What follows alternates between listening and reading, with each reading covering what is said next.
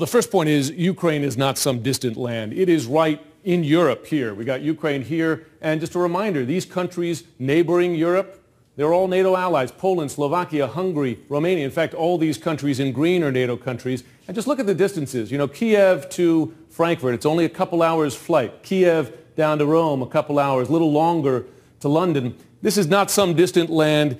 To have this kind of division, violent division right in the middle of Europe causes instability. It's a real worry to all these countries and to the U.S. because we're so close to them. Why does Russia care? Let's look at this next map.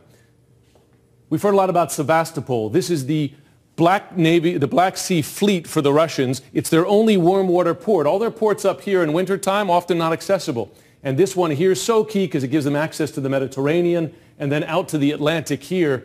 And this is the key national security for interest, really, when it comes to Ukraine and Crimea. And that's why when those 6,000 troops first moved into the Crimea, this is where they went first, right around Sevastopol. And it shows this is a key issue. It's not just for the West, certainly for Russia. The whole country of Ukraine is pretty divided right now. And I want you to explain to our viewers how that unfolds. No question. You can see it right here in the map. Here is eastern Ukraine bordering Russia. These are the percentages of ethnic Russians speaking. Here, 75% speak Russian, ethnic Russian. Here, 75%. Here, all over 50%. Once you get into the western part of Ukraine, bordering, remember these NATO allies here, here, and here. We're looking at only 5% ethnic Russian up here in the western parts of Ukraine, and that is also reflected in the pull between East and West. Many people here feel the pull towards Russia, deep cultural, historic ties, language ties. Many here feel the pull towards the EU and the West, and we've seen that reflected in their elections as well. In 2010, when voters went to the polls, this part of the country voted for the pro-Russian candidate, Viktor Yanukovych. This part of the country voted for the pro-European candidate, Yulia Tymoshenko, who until a week ago was in prison. The U.S. and its NATO allies have begun military exercises in the Black Sea amid the ongoing tensions on the Crimean Peninsula there. The war games are held by the naval forces of the United States, Bulgaria, and Romania, with the American destroyer USS Truxtun taking part in the drills. Bulgaria says the military maneuvers are aimed at enhancing the operative compatibility of NATO's naval forces. Participants also said the exercises had been planned last year.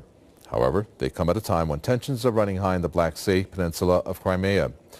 The region is now part of Ukraine, but it's seeking a secession from the crisis-hit nation to join neighboring Russia. NATO fighter jets training Tuesday, a show of solidarity against Russia, just as NATO foreign ministers announced a suspension of military cooperation with Moscow. The U.S. had already put on hold joint training with Russia. Russia today has challenged truths that only a few weeks ago appeared to be self-evident. That in the 21st century, the borders of Europe would not be redrawn with force. But U.S. officials tell CNN the overwhelming majority of the 40,000 Russian troops remain in place on its border with Ukraine. Several hundred may have moved around, but it's not clear any have actually left. On the Ukraine side of the border, CNN's Carl Penhall found poorly equipped forces preparing to defend themselves against an invasion they still expect. And throughout the day, the military have been pulling up armored vehicles and tanks. NATO will now boost its own security posture. Today we directed our military commanders to develop additional measures to enhance our collective defense and deterrence against any threat of aggression to the alliance. We will make sure we have updated military plans, enhanced exercises, and appropriate deployments. But could Russia be pushed too far and retaliate? NATO and U.S. supplies for the war in Afghanistan often travel through Russian territory and airspace. Russia and the U.S. coordinate intensively on arms control and nuclear weapons testing. 2, 1, turn. Working together is still vital. I don't think we want to cut off any cooperation on counterterrorism. Russia has provided us with useful warnings. We've provided warnings to them. But Russian President Vladimir Putin may have gotten exactly what he wanted. keeping control of Crimea. As long as he doesn't invade Ukraine, the West may be happy to let him keep what territory he has. Barbara Starr, CNN, the Pentagon. There's clearly a message that's being sent here. We're going to pan the camera right over right now so that you can see this U.S. guided missile destroyer from Norfolk, Virginia, the Truxton, with a crew of approximately 300 on board, steaming right now, Jake, up the Bosphorus Strait. It is that geographic natural choke point and the only way that any sea vessel can get in to the Black Sea. Now, the U.S. Navy says that this was a previously scheduled journey to conduct joint naval operations, as you mentioned, with Bulgaria and Romania. But the situation in the Black Sea and in the Crimean Peninsula is anything but normal right now. The Russian military has effectively occupied the Crimean Peninsula, which is home not only to the Ukrainian Navy, but also to the Russian Navy. And you recall just last Tuesday we spoke from this very same point in this Bosphorus Strait about Russian warships, 2 of them that had sailed up to the Black Sea, and also Ukrainian naval vessels. So a lot of the crisis right now stems from naval power, from Russia's traditional claim to the Crimean Peninsula for more than a century as a vital and strategic warm water port for a country where much of its coastline is frozen in by ice, especially during the winter months. Part of why it is so valuable to Russia to have the Crimean Peninsula as a place where its Navy can move in and out of. And on top of that, and I'll remind you again, this is a U.S. Navy destroyer, the Truxton, that sails normally out of Norfolk, Virginia. On top of that, the Russian military at this point is blockading a number of Ukrainian naval vessels in the Crimea at their home port. There's actually scuttled at least 2 ships to keep Ukrainian Navy ships from being able to move out from there.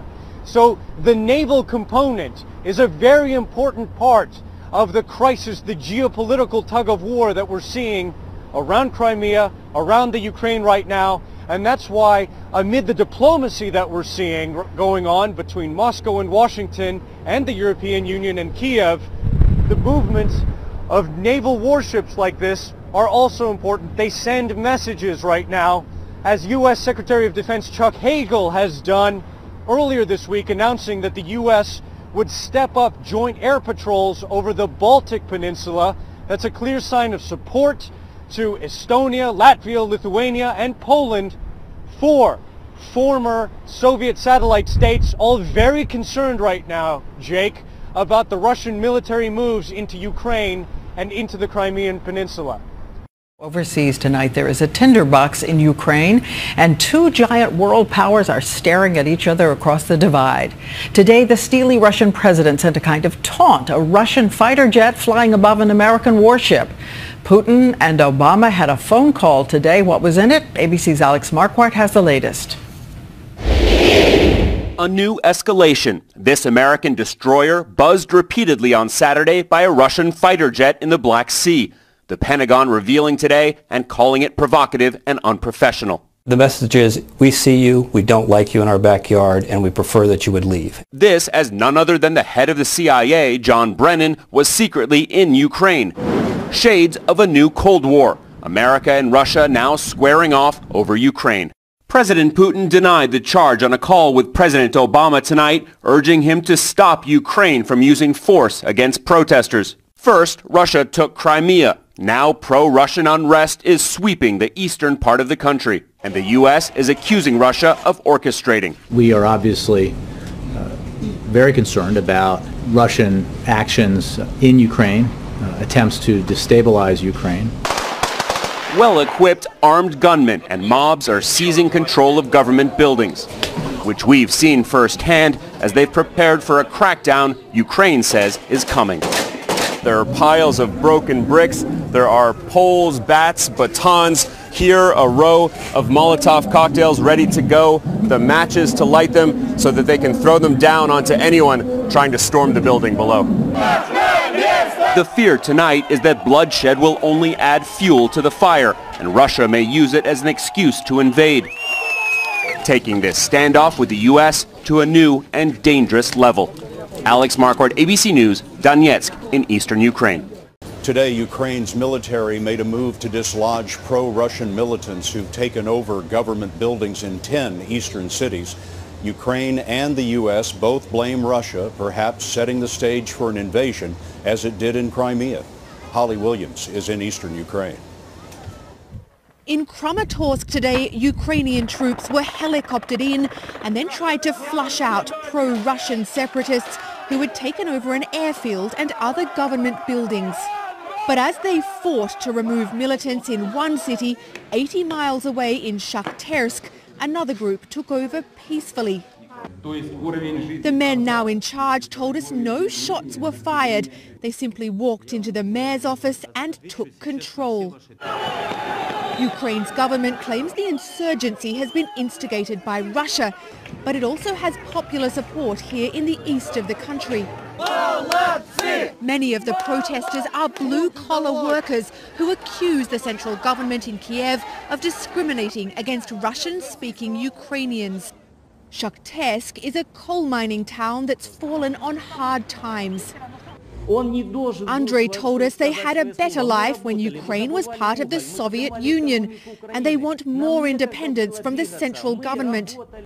Nikolai took us up to the roof to show us the flag they've raised. The new flag. The flag of the autonomous eastern Ukraine they hope for. He said he prays Russia will help them if things turn violent here too. The regional governor here in Donetsk told us today he fears the use of force could provoke a military intervention from Russia, just like we saw in Crimea last month. And Scott, he believes the only solution is to negotiate with the separatists. Holly Williams covering for us in eastern Ukraine. Thank you, Holly.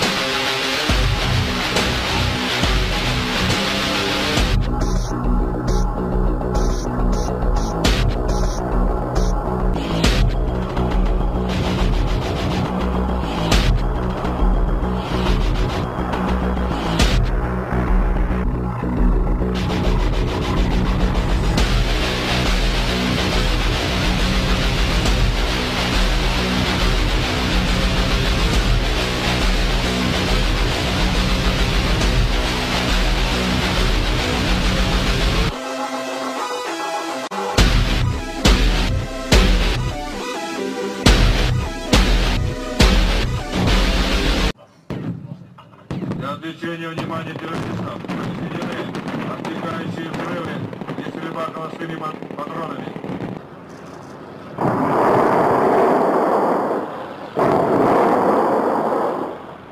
Вооруженных сил Казахстана, полковник полковником Семеновым.